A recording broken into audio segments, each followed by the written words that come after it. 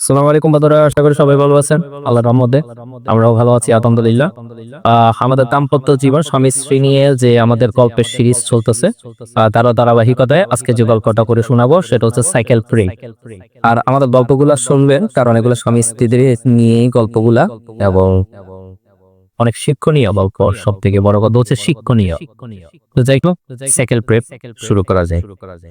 ওর খুব ইচ্ছে সাইকেল চড়বে, বারবার বলছিল, জ্ঞান জ্ঞান করছিল কানে একটা চেয়ে। শ্যাম রাখি না কুল রাখি কড়া পদ্মনশীল একটা মেয়েকে কিভাবে সাইকেলে টপলিং করে ড্যাং ড্যাং করে রাস্তায় বেরোই। এক চাকরি রাতে দুইজনে মিলে ঠিক করলাম সবাই ঘুমিয়ে পড়লে সাইডে নিয়ে পুকুর পাড়ে 4-5টা ঘুরিয়ে আনবো। চুপি চুপি বের হলাম সাইকেল অভিসারে।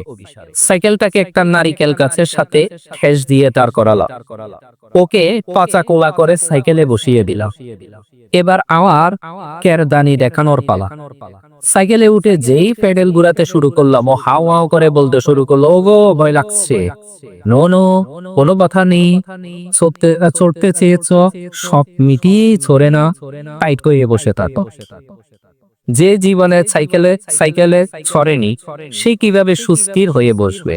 ও খালি নড়াচড়া করতে লাগলো। সেই নড়াচড়ার মাত্রা আস্তে আস্তে বেড়েই চলছিল। আমি ভয় পাচ্ছিলাম ও যেভাবে নড়াচড়া করছে না জানি পুকুরেই পড়েছে। ও একা বলে কথা ছিল না, ও যে তখন আরেকজনকে বহন করছিল। পুকুর পাড়টা এক পাক ঘুরে আরেক পাকের জন্য মোড় ঘুরতে যাচ্ছি, এমন সময় কোত্থেকে একটা শিয়াল সামনে দিয়ে তরে গেল। হঠাৎ ব্রেক কষতে গিয়ে বাঁধল বিপত্তি, একেবারে বিনা পয়সায় গোছাও। গল্প এখানেই শেষ।